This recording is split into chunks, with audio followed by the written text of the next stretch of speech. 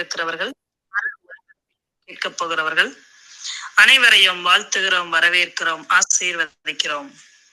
இன்றைய நாளிலும் கூட நாம் பார்க்க போகிற வேத பகுதி என்னவென்றால், நாம் ஆராதிக்கிற நம்முடைய ஆண்டவராகிய இயேசு கிறிஸ்து யெகோவா ஈரேவாக இருக்கிறார். பாருங்கள், அவருக்கு அநேக நாமங்கள் கொடுக்கப்பட்டிருக்கிறது. இயேசு அப்படின்னா பாருங்க, நம்முடைய பாவங்களை நீக்கி ரட்சிக்கிறவர். இம்மானுவேல், தேவன் நம்மோடு இருக்கிறார். பாருங்க, யெகோவா ராப்பா, நானே உன் பரிகாரியாகிய கர்த்தர். யெகோவா ஷாலோம், யெகோவா ஷம்மா, பாருங்க, யெகோவா சித்கேனோ, என்னுடைய நீதியா இருக்கிற கர்த்தர். அநேக நாமங்கள் அவருக்கு கொடுக்கப்பட்டிருக்கிறது. எல்ஷடாய், பாருங்க, இப்படிப்பட்ட நாமங்களை உடையவர் நம்முடைய தேவன். பாருங்க, அதிலே இன்றைக்கு நாம் பார்க்க போகிற அவருடைய நாமம் என்ன என்றால் யெகோவா ஈரே. யெகோவா ஈரே என்றால் பாருங்க, எபிரேய பதத்திலே இவ்வாறாக சொல்லுகிறார்கள், யாவே அப்படி என்று சொல்லுகிறார்கள். அப்படி என்றால் என்ன? நான் இருக்கிறேன், நான் பார்த்துக் கொள்வேன். அது எப்பேற்பட்ட தேவையா இருந்தாலும், உன்னுடைய தேவையை பார்க்கிலும் அதை சந்திக்க ஆயத்தமாய் இருக்கிற நான் பெரியவர்.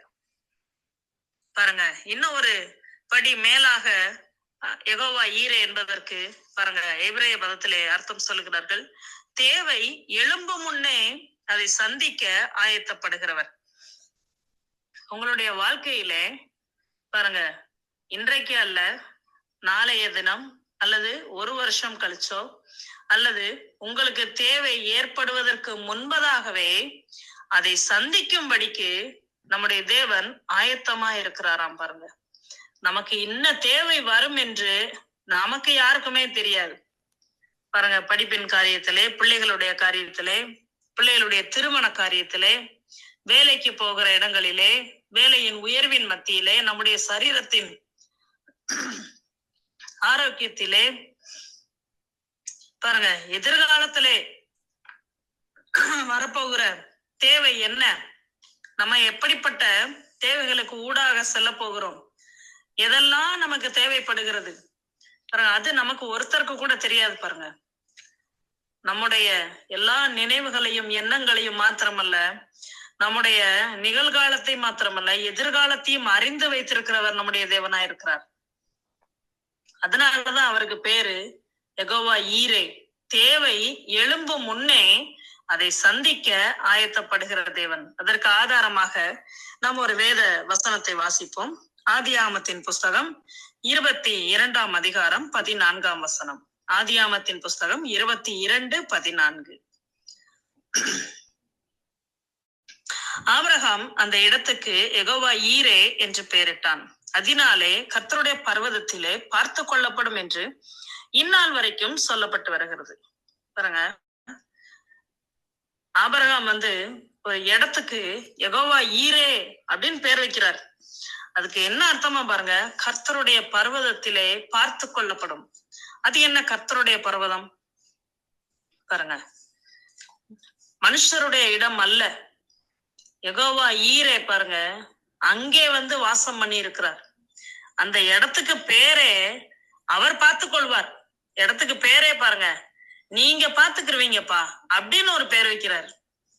அருமையானவர்களே, இன்னைக்கு நம்ம வாழ்க்கையில கூட நம்ம அநேக காரியங்களை குறித்து அங்கலாய்த்து கலங்கி தவித்து கொண்டிருக்கிறோம். பிலிப்பியர்ல பவுலடிகளார் சொல்லுவார், நீங்கள் ஒன்றுக்கும் கவலைப்படாமல் எல்லாவற்றையும் குறித்து ஸ்தோத்திரத்தோட தேவனுக்கு தெரியப்படுத்துங்கள்.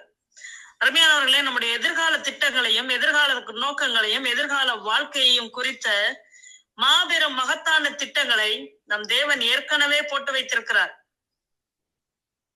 பாருங்க, கோரேஸ் வந்துதான் தேவாலயத்தை கட்ட வேண்டும் என்று, கோரேஸ் பிறப்பதற்கு முன்பதாகவே அதை தேவன் பாருங்க முன்குறித்து வைத்திருக்கிறார். ஆபிரகாம் பாருங்க, அவருக்கு ஒரு பிள்ளை கூட இல்ல, ஆனா வானத்து நட்சத்திரங்களை போல, கடற்கரையின் மணலை போல உன்னுடைய சந்ததியை பெருக பண்ணுவேன் என்று பாருங்க முன்கூட்டியே ஆபிரகாம்கிட்ட சொல்றார். அவர்தான் நம்முடைய தேவன். நம்முடைய தேவனை குறித்த ஞான வெளிப்பாடு, அவர் இன்னார் என்கிற ஞான வெளிச்சம் நம்முடைய வாழ்க்கையில வரும்போது நம்முடைய வாழ்க்கை வெற்றிகரமான வாழ்க்கையாக மாறுகிறது, இன்பகரமான வாழ்க்கையாக மாறுகிறது. அங்கே கவலைக்கும், பயத்துக்கும், திகிலுக்கும், அதேரியத்துக்கும், சந்தேகத்திற்கும் இடமில்லாமல் போய்விடுகிறது. பாருங்க, இங்கே ஒரு வேத சம்பவத்தை நாம் பார்ப்போம் என்றால், நாம் இன்னும் கூட அதிகமாக எப்படி நம்முடைய தேவைகளை சந்திக்கும்படி நம்முடைய தேவன் ஆயத்தமா இருக்கிறார். பாருங்க, இன்றைக்கு நாம் வாசித்த வசனத்தில் கூட அங்க ஆபிரகாம் எதற்காக அந்த இடத்திற்கு யெகோவா ஈரே என்று பெயரிட்டார். ஆதியாமத்தின் புஸ்தகம் 22ஆம் அதிகாரம் வசனங்கள் 1 முதல் 14 வரை. ஆதியாமத்தின் புஸ்தகம் 22ஆம் அதிகாரம் வசனங்கள் 1 முதல் 14 வரை. அருமையானவர்களே, இந்த சம்பவம் அனைத்தும் நீங்கள் அறிந்ததே. ஆபிரகாம் வயது சென்ற காலத்திலே ஈசாக்கு பாருங்க, வாக்குத்தத்தத்தின் புதல்வனாக கர்த்தரை அங்க கொடுக்கிறார். அவர் சொல்றாரு, நான் உனக்கு குறிக்கும் மலைகளில் ஒன்றின் மேல் அந்த ஈசாக்க கொண்டு போய் தகன பலியாக பலியிடு என்று சொல்ல மாத்திரத்திலே அதிகாலமே எழுந்து வேலைக்காரரை கூட்டிட்டு கழுதைய ஆயத்தம் பண்ணி ஈசாக்கையும் கூட்டிட்டு மனைவிக்கு கூட தெரியப்படுத்தாமல் அவர்கள் பாருங்க மோரியா மலைக்கு புறப்பட்டு வருகிறார்கள். புறப்பட்டு வரும்போது அதுல 8ஆம் வசனத்தை நாம் வாசிப்போம். 22ஆம் அதிகாரம் 8ஆம் வசனம். அதற்கு ஆபிரகாம், என் மகனே, தேவன் தமக்கு தகன பலிக்கான ஆட்டுக்குட்டியை பார்த்துக் கொள்வார். பாருங்க, பலியிட போகிறது தன்னுடைய சொந்த குமாரனை. விரைக்கட்டை இருக்கு, கத்தி இருக்கு, எல்லாமே இருக்கு, நெருப்பு இருக்கு. ஆனா ஈசாக்கு கேக்குறாரு, பலியிடுவதற்கான அந்த ஆட்டுக்குட்டி, தகன பலிக்கான ஆட்டுக்குட்டி எங்கே? அங்க ஆபிரகாம் சொல்றாரு, என் மகனே, தமக்கு தகன பலிக்கான ஆட்டுக்குட்டியை. பாருங்க, ஈசாக்கு நம்முடைய பலிய ஆட்டுக்குட்டிய கர்த்தர் பார்த்துக் கொள்வார் அப்படின்னு சொல்லல. இங்க ஒரு காரியம் பாருங்க, தமக்கு தகன பலிக்கான ஆட்டுக்குட்டியை கர்த்தர் பார்த்துக் கொள்வார். அவர் பார்த்துக்குருவார்ப்பா, நாம போவோம். அங்கே போய் கத்தி எடுத்து ஈசாக்க பாருங்க பலி கொடுப்பதற்கு ஒரு செகண்ட் கூட தாமதியாமல், ஒரு மணித்துளி, ஒரு வினாடி கூட தாமதிக்காமல் கர்த்தர் அங்கே வந்து விடுவார். பிள்ளையாண்டன் மேல உன் கையை போடாதே. அருமையானவர்களே, கர்த்தர் பாருங்க, நாம நினைச்சிட்டு இருக்க மாதிரி நாம இந்த உலகத்துல கடந்து அல்லாடிக்கிட்டு இருக்கோம். கர்த்தர் எங்கேயோ ஒரு இடத்துல உட்கார்ந்து இதெல்லாம் பார்த்து வேடிக்கை பார்த்துட்டு இருக்காரு. இல்லங்க, ஆபிரகாம் அன்றைக்கு ஒரே ஒரு குமாரன், அது வயது சென்ற காலத்துல பிறந்த அந்த குமாரனை பலியிடும்படியாக அங்கே கொண்டு போய் பலிபீடத்தின் மேலே வைத்து கட்டைகளை அடுக்கி அதன் மேலே படுக்க வைத்து கத்தி எடுத்து ஒரு செகண்ட் சட்டுன்னு கண்ணை மூடி கண்ணை திறக்கிறதுக்குள்ள ஈசாக்க வந்து பாருங்க கழுத்தை வெட்டி இருக்கலாம். ஆனா கரெக்ட் டைமுக்கு, ஆன் டைமுக்கு பாருங்க, நம்முடைய தேவனை போல ஒரு பெரிய அற்புதமான தேவைகளை சந்திப்பதற்கு இந்த உலகத்துல வேற யாருமே கிடையாது. பாருங்க, ஆன் டைமுக்கு வந்தது மாத்திரம் இல்ல, ஆண்டவர் அங்க ஒரு காரியத்தை சொல்றாரு ஆபிரகாம் கிட்ட. 13ஆவது வசனத்துல, ஆபிரகாம் தன் கண்களை ஏறெடுத்து பார்க்கும்போது இதோ பின்னாக புதரிலே தன் கொம்புகள் சிக்கி கொண்டிருந்த ஒரு ஆட்டுக்கடாவை கண்டான்.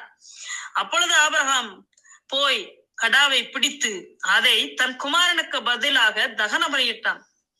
இவங்க கிட்டதான் வந்து ஆண்டவர் சொன்னாரு, ஆபிரகாம் கிட்ட மட்டும்தான் சொல்றாரு, நீ போய் உன் குமாரனை எடுத்து மோரியா மலைகளில் ஒன்றின் மேல் தகன பலியாக பலியிடு அப்படின்னு சொன்னாரே. அது மாத்திரம்தான் ஆபிரகாமுக்கு தெரியும். ஆனா ஆபிரகாம் அவருடைய வீட்டிலிருந்து கழுதையின் மேல சேனம் கட்டி புறப்படுவதற்கு முன்பதாகவே இங்க ஒரு ஆட்டுக்கடாவுக்கு தேவன் பாருங்க கட்டளையிட்டு விட்டார். என் மகனாகி அங்கே ஈசாக்கு வந்து பலி செலுத்தப்படுகிறதற்கு முன்பதாகவே நீ அங்கே போய் கரெக்டா பாருங்க, அந்த ஆட்டுக்கடா மோரியா மலைக்கு போகணும். மோரியா மலைக்கு போனது மாத்திரமல்ல, அந்த ஈசாக்க பலியிட போக அந்த பர்டிகுலர் ஸ்பாட்டுக்கு போகணும். போனா மாத்திரமல்ல, நீ பாட்டுல புல்லு மேய்ஞ்சிட்டு எங்கேயாவது ஒரு புதரை நோக்கி போயிடக்கூடாது. கரெக்டா ஆபிரகாம் பார்க்கிற கண்ணு கெட்டுற தூரத்துல நீ போய் கொம்புகளை சிக்கி கொண்டு இரு. அருமையானவர்களே, நம்முடைய தேவன் எப்பேற்பட்ட அற்புதமானவர். அவருடைய காரியங்கள் எல்லாம் பாருங்க அனந்த ஞானமுள்ளவைகளா இருக்கிறது. ஈசாக்கு வருவான், அவனை பலி செலுத்திட்டு போகட்டும். அருமையானவர்களே, நம்முடைய தேவனுடைய பாருங்க திட்டங்கள் நம்முடைய இந்த மூளைக்கு எட்டாதவைகளா இருக்கிறது. ஆபிரகாமுக்கு தெரியாதுங்க, ஈசாக்குக்கு தெரியாது, அங்க கூட வந்த வேலைக்காரர்களுக்கு தெரியாது. அருமையானவர்களே, தேவன் முன்கூட்டியே ஈசாக்குக்கு பதிலாக ஆட்டுக்கடா இவங்களுக்கு முன்னாடியே சென்று விட்டது. அப்படியே புல்லு மேய்ஞ்சிட்டே பாருங்க, 3 நாளைக்கு முன்னாடியே அங்க போய் சிக்கியிருக்கும். அருமையானவர்களே, ஆட்டுக்கடாவை ஈசாக்குக்கு பதிலாக அந்த முட்புதரிலே சிக்க வைத்தது நம்முடைய தேவன். அருமையானவர்களே, எப்படி தேவை எழும்பும் முன்னே அதை சந்திக்க ஆயத்தப்படுகிறவர் என்று ஆபிரகாம் அதனாலதான் அந்த இடத்துக்கு பேர் வச்சார். ஒரு சனம் விட்டிருந்தா ஈசாக்கு அன்னைக்கு பாருங்க துண்டு துண்டா போயிருப்பாரு. ஆனா ஈசாக்குக்கு பதிலாக முன்கூட்டியே இவங்க 2 பேரும் மலையேறி போறதுக்கு முன்பதாகவே அங்க ஆட்டுக்கடா அங்க முட்புதரையிலே சிக்க வைக்கப்பட்டிருந்தது. அருமையானவர்களே, உங்க வாழ்க்கையிலும் கூட இந்த இயேசு கிறிஸ்துவானவர் உங்களுக்கு தேவை சில ஆயிரங்களோ சில லட்சங்களோ, உங்களுடைய கடன் பிரச்சனையினுடைய தேவைகள் எதுவென்று முன்கூட்டியே அதை சந்திக்கும்படி, அந்த கடனை அடைத்து தீர்க்கும்படியான போக்கை, அதனுடைய வழியை, அதற்கான சோர்ஸை கர்த்தர் ஏற்கனவே உண்டு பண்ணி வச்சிருந்தார். அங்க அருமையா போடப்பட்டிருக்கு பாருங்க. ஆபிரகாம் தன் கண்களை ஏறெடுத்து, அவரு சும்மா சுத்தி முத்தி பாத்திருந்தாருன்னா தெரிஞ்சிருக்காதுங்க. கண்களை ஏறெடுத்து, இன்னைக்கும் கூட நமக்காக நம் தேவன் என்னெல்லாம் சவதரிச்சு வச்சிருக்கிறாரு அப்படிங்கிறத நம்ம சில நேரங்கள்ல பார்க்க தவறி விடுகிறோம். சில நேரங்களில் அல்ல, எல்லா நேரங்களிலும் தவறி விடுகிறோம். அதனாலதான் அங்க எழுதப்பட்டிருக்கிறது, கண்களை ஏறெடுத்து. நாம் ஆராதிக்கிற தேவன் ஐஸ்வர்ய சம்பன்னரா இருக்கிறார். நம்முடைய தேவை பாருங்க ரொம்ப ரொம்ப ரொம்ப அற்பமானது. அந்த தேவையை சந்திப்பதற்கு அவர் பாருங்க போதுமானவருக்கு அதிகமானவரா இருக்கிறார். கண்களை ஏறெடுத்து பார்க்கணும். அதனாலதான் தாவீது ராஜா சொல்வாரு பாருங்க, வானத்தையும் பூமியும் படைத்த தேவனிடத்திலிருந்து எனக்கு ஒத்தாசை வரும், என் கண்களை அவருக்கு நேரம் ஏறெடுக்கிறேன். ஆபிரகாம் சொல்வாரு, என் கைகளை அவருக்கு நேரம், உன்னதமான தேவனுடைய கர்த்தருக்கு நேரம் என் கரத்தை உயர்த்துறேன். இப்படி தேவைகளை சந்திக்க ஒருவர் நம்ம கூட, நம்ம பட்சத்துல, நம் சார்பில் இருக்கும்போது நாம் ஏன் கலங்க வேண்டும்? நாம் ஏன் துவண்டு போய்விட வேண்டும்? அங்கலாய்த்து கொள்ள வேண்டும்? அருமையானவர்களே, யெகோவா ஈரே அன்றைக்கு ஈசாக்குக்கு பதிலாக ஆட்டுக்கடாவை முட்புதரிலே சிக்க வைத்திருந்தார். அதே தேவன் இன்றைக்கும் மாறாதவராய் ஜீவிக்கிறார். ஆபிரகாமின் தேவனும் ஈசாக்கின் தேவனும் யாக்கோபின் தேவனுமாய் இருக்கிறேன். அருமையானவர்களே, அப்படிப்பட்ட மாறாத இயேசு கிறிஸ்துவை தான் நாம் ஆராதித்துக் கொண்டிருக்கிறோம். இன்னும் ஒரு வேத பகுதியை பார்ப்போம் என்றால் இன்னும் நமக்கு பிரயோஜனமாக இருக்கும். 1 ராஜாக்களின் புஸ்தகம் 17ஆம் அதிகாரம். 1 ராஜாக்கள் 17ஆம் அதிகாரம், வசனங்கள் 1 முதல் 6 வசனங்கள் வரை. இந்த சம்பவமும் பாருங்க, நீங்கள் எல்லோரும் அறிந்திருந்ததே. கிளையாத்தின் குடிகளில் திஸ்பியன் ஆகிய எலியா ஆகாபை நோக்கி, என் வாக்கின்படியே அன்றி இந்த வருஷங்களிலே பனியும் மழையும் பெய்யாதிருக்கும் என்று இஸ்ரவேலின் தேவனாகிய கர்த்தருக்கு முன்பாக நிற்கிற நான் அவருடைய ஜீவனை கொண்டு சொல்லுகிறேன் என்றான். பாருங்க, இந்த தேசத்துல மழையும் இல்ல, அது மாத்திரம் இல்ல, பனியும் இல்ல. தேசமே பாருங்க வறண்டு போன ஒரு சூழ்நிலை. எல்லாம் ஒரே பஞ்சம், பசி, பட்டினி. மழை பெஞ்சாதானே விவசாயம் நடக்கும், அல்லது பனி பெய்தால் கூட புல் பூண்டுகள் பாருங்க கனிதரும் விருட்சங்கள்லாம் முளைக்கும். ஆனா இங்க எழுதப்பட்டிருக்கிறது பனியும் இல்ல, மழையும் இல்ல. அப்ப தேசத்துல எப்படி பாருங்க பஞ்சம் அளவுக்கு அதிகமாயிட்டு. ஆனா இங்க ஒரு மனுஷனை போஷிக்கும்படிக்கு கர்த்தர் பாருங்க முன்னக்கூடியே எப்படி ஆயத்தம் பண்ணி வைத்திருக்கிறார். நம்மளுடைய பிள்ளைகளை பாருங்க, அவருடைய பிள்ளைகளா இருக்கிற நம்மை அவர் அப்படியே இந்த பஞ்சம், பட்டினி, இந்த போரு, இந்த இல்லாமை, பற்றாக்குறை எல்லாவற்றிலும் கடந்து நீங்க பாட்டுல உழண்டுட்டு கடங்க, நான் பாட்டுல நான் எங்க தங்கப்பட்டணத்துல வீட்டு இருக்கிறேன், அப்படி இல்லைங்க. ஒவ்வொரு நாளும் இமை பொழுது கூட நம்மை பாருங்க கைவிடாதவர் மாத்திரமல்ல, மறவாதவர் மாத்திரமல்ல, நம்முடைய தேவை இன்னதென்று அறிந்து அதை சந்திக்கும்படியே முன்கூட்டியே ஆயத்தப்படுகிற தேவன். ஆயத்தமாக்குகிற தேவன்.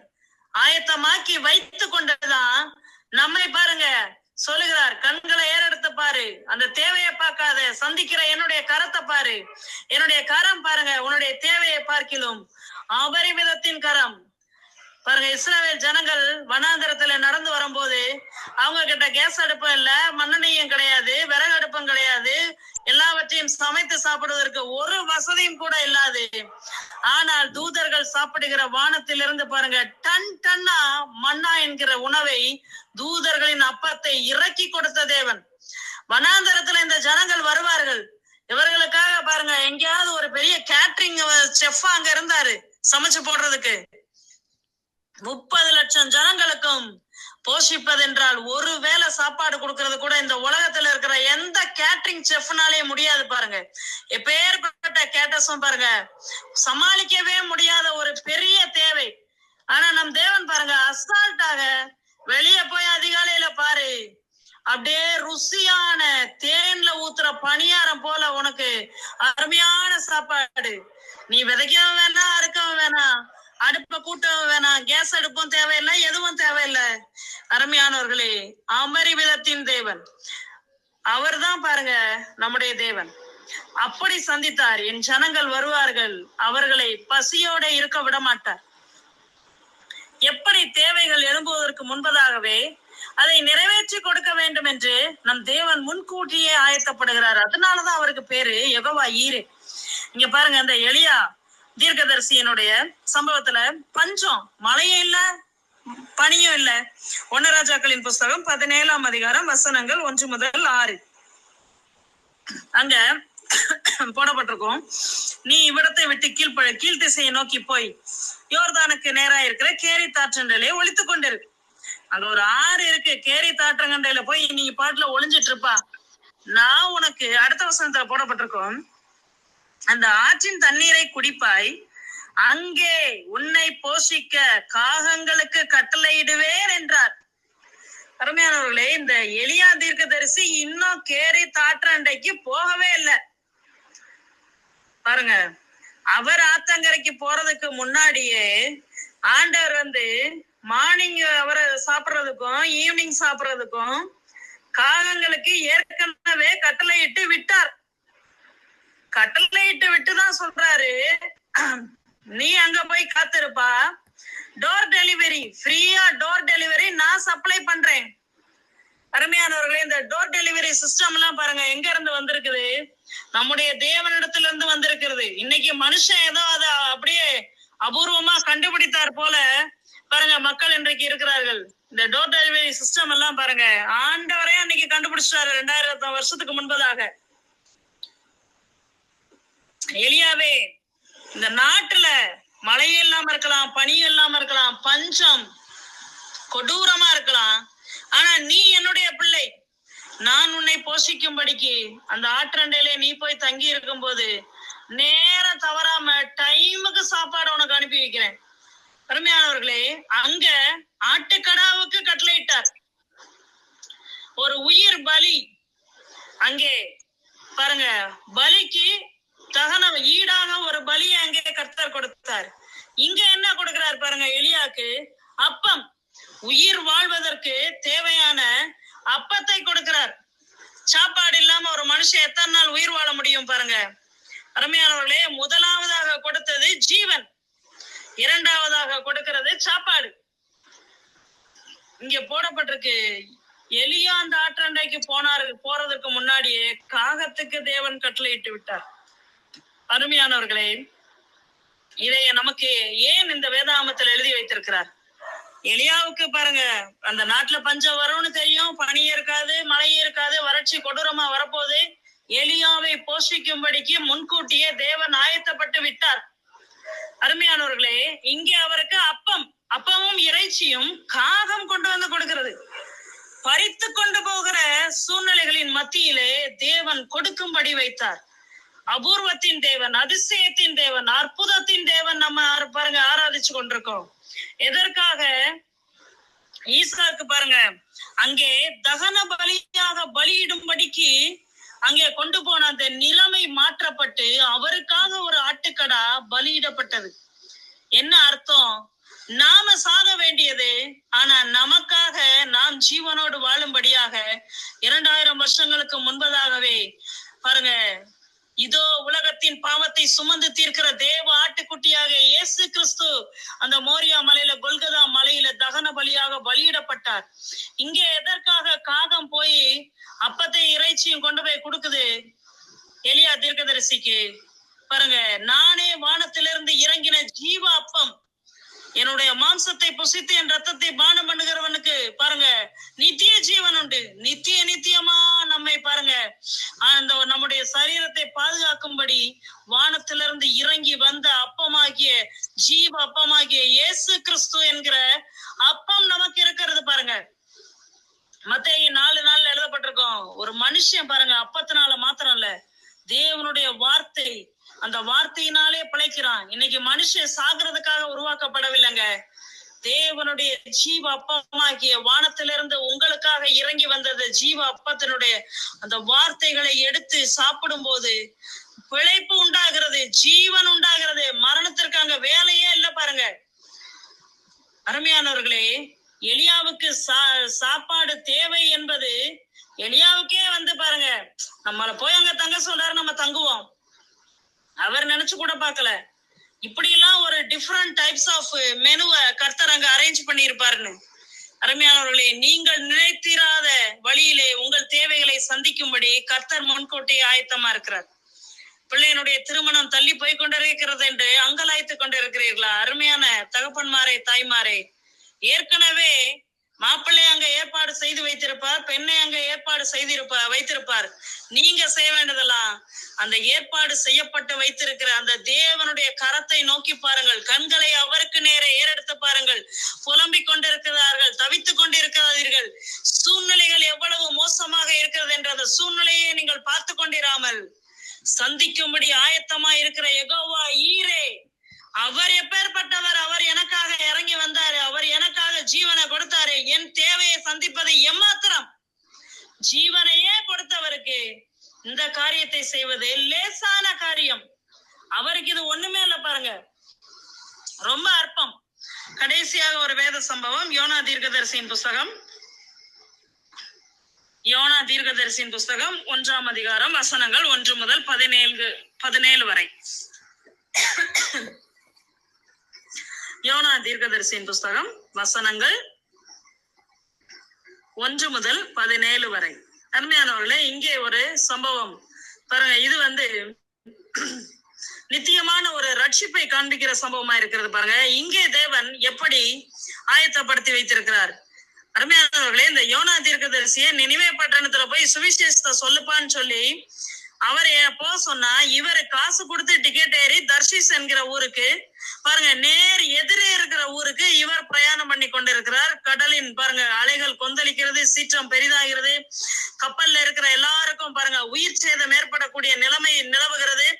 அந்த நேரத்துல பாருங்க 6ஆம் வசனம், 1ஆம் அதிகாரம் 6ஆம் வசனத்துல இவருக்கு அந்த கப்பலின் பின்னணியத்துல போய் நல்லா தூங்கிட்டு இருக்காரு. யோனா தீர்க்கதரிசியின் புஸ்தகம் 1ஆம் அதிகாரம் 6ஆம் வசனத்திலே இவ்வாறு எழுதியிருக்கிறது. அப்பொழுது மாலுமி அவனிடத்தில் வந்து, நீ நித்திரை பண்ணுகிறது என்ன? எழுந்திருந்து உன் தேவனை நோக்கி வேண்டிக்கொள். நாம் அழிந்து போகாதபடிக்கு சுவாமி ஒருவேளை நம்மை நினைத்தருள்வார் என்றான். பாருங்க, இவருக்கு சூழ்நிலை என்ன நடக்குது, என்ன பண்ணிட்டு இருக்காங்க, என்ன தத்தளிப்பு உண்டாகிட்டு இருக்குது, கப்பல்ல எவ்வளவு பெரிய டேஞ்சரஸான சூழ்நிலை உருவாயிட்டு எதுவுமே தெரியல. அவர் பாட்டுல நிம்மதியா தூங்கிட்டு இருக்காரு. கேப்டன் எழுப்பி, எந்திரிச்சு உன் தேவனை நோக்கி வேண்டிக்கொள், ஒருவேளை சுவாமி நினைத்தருள்வார். அருமையானவர்களே, யோனா இப்படிதான் கப்பலே தர்சிஸ்க்கு போவாரு அப்படின்னு அவருக்கு தெரியும். இவரை தூக்கி கடல்ல போட போறாங்கன்னு ஆண்டவருக்கு தெரியும். அதனாலதான் 17ஆம் வசனத்துல எழுதப்பட்டிருக்கும், யோனாவை விழுங்கும்படி ஒரு பெரிய மீனை கர்த்தர் ஆயத்தப்படுத்தி இருந்தார். அந்த மீனின் வயிற்றிலே யோனா ராப்பகல் 3 நாள் இருந்தார். அருமையானவர்களே, கர்த்தருடைய வார்த்தையை கேட்காம இவர் பாருங்க அவருடைய இஷ்டத்துக்கு போயிட்டு இருக்காரு. ஆண்டவர் நினைச்சிருந்தா, யோனா நீ நினிவே பட்டணத்துக்கு போக சொன்னா சுவிசேஷத்தை அங்க உள்ள மக்களுக்கு பிரசங்கியாமல் நீ ஓம் பாட்டுக்கு ஓ இஷ்டத்துக்கு உனக்கு சரி என்கிற தோணுகிற அந்த இடத்துக்கு தர்ஷிஷ்க்கு நேர போறியா? போ, உன்னை அப்படியே நான் விட்டுறேன். அருமையானவர்களே, கடல் அலை சீறுகிறது, காற்றின் மும்புறம் அடங்காமல் இருக்கிறது.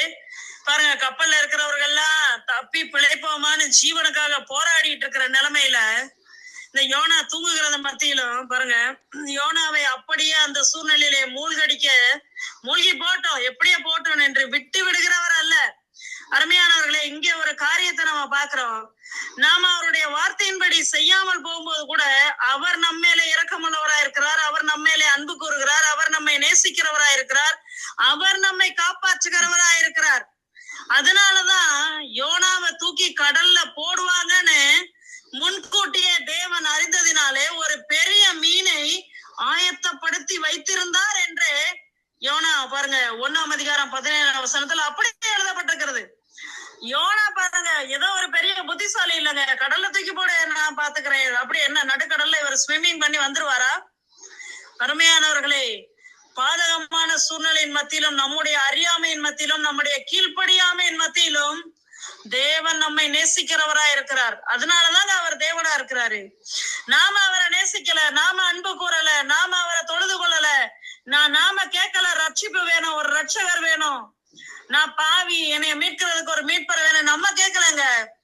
நாம் பிறப்பதற்கு முன்பதாகவே, உலக தோற்றதற்கு முன்பதாகவே தமது மடியில் இருந்த செல்ல குமாரனை கொல்கதா மலையிலே இறங்கி வர பண்ணி, பின்னாடி பிற்காலத்துல இத்தனை கோடி மக்கள் இந்த ரட்சிப்பை கண்டுகொள்ளும்படியாக மீட்பர் ஒருவரை ஏற்கனவே அனுப்பி இந்த ரட்சிப்பை ஆயத்தப்படுத்தி வைத்து விட்டார். எப்படி யோனா பாருங்க, அங்க எழுதப்பட்டிருக்க 3 நாள் அந்த மீனின் வயிற்றிலே இருந்தார். எதற்கு அடையாளமாக இருக்கிறது பாருங்க, நம்ம ஆராதிக்கிற இயேசு கிறிஸ்து கொல்கதா மேட்டிலே மரித்து அடக்கம் பண்ணப்பட்டு 3 நாள் பாதாளத்துல நரக வேதனையை அனுபவித்து 3ஆம் நாளிலே உயிரோடு எழுந்து வந்தார் ஜீவாதிபதியாக. அருமையானவர்களே, யோனாவை பாருங்க விழுங்கும்படிக்கு மீனை ஆயத்தப்படுத்தி வைத்திருந்தார். இன்றைக்கும் கூட உங்களுடைய வாழ்க்கையிலே கடலின் சீற்றங்களை போல பாருங்க, காற்றின் கொடூர உங்களை எல்லா திசைகளிலும் அலைக்கழித்து கொண்டிருக்கலாம். வியாதியின் கொடூரம், வீட்டுல சமாதானம் இல்ல, பில்லி சூனியமா, பிசாசனுடைய எல்லா கொடூரமான காரியங்களின் மத்தியிலும் இந்த ஆண்டவராகிய இயேசு கிறிஸ்து உங்களை நேசிக்கிறவர் மாத்திரமல்ல, அந்த பிடியிலிருந்து உங்களை விடுதலையாக்கும்படி ஆயத்தமா இருக்கிறார். உங்களுடைய கடன் பிரச்சனையிலிருந்து உங்களை தூக்கி விடும்படி ஆயத்தமா இருக்கிறார். அந்த வியாதியிலிருந்து உங்களை குணமாக்கி உங்களை ஜீவனோடு வைக்கும்படி இந்த தேவன் ஆயத்தமா இருக்கிறார். இதெல்லாம் ஏங்க என் வாழ்க்கையில நடக்கல? நீங்க செய்ய வேண்டியதெல்லாம் ஒரே ஒரு காரியம்தான். இப்ப ஏற்பட்ட அன்பு நிறைந்தவரை, அருமையான ரட்சகரை உங்களுடைய உள்ளத்திலே பாருங்க சொந்த ரட்சகராக ஏற்றுக்கொண்டு, இயேசுவே நீர் ஆண்டவரே உள்ளத்துல வாங்கப்பா, என்னுடைய எல்லா தேவைகளையும் சந்திங்க, என் உள்ளத்துல வந்து வாசம் பண்ணுங்க, என்னை உங்களுடைய பிள்ளையா மாற்றுங்கப்பான்னு ஒரு சின்ன ஜெபம், ஒரு அழைப்பு கொடுத்தா போதும்.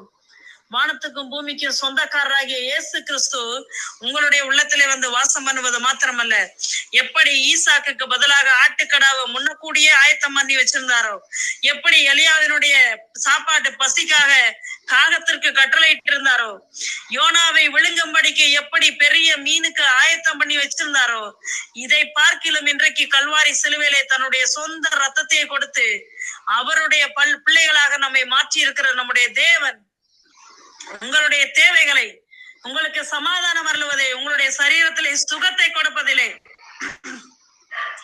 உங்களை கடன் பிரச்சனை விடுதலையாக்குவதை, பிள்ளைகளுடைய திருமண காரியத்திலே, படிப்பிலே, பாதுகாப்பிலே, எல்லா காரியத்திலையும் பாருங்க முன்கூட்டியே சந்திக்கும்படி அவர் ஆயத்தமா இருக்கிறார். நீங்க இந்த இயேசு கிறிஸ்துவுக்கு ஒரு அழைப்பை கொடுங்கள். நாம் ஜெபிப்போம்.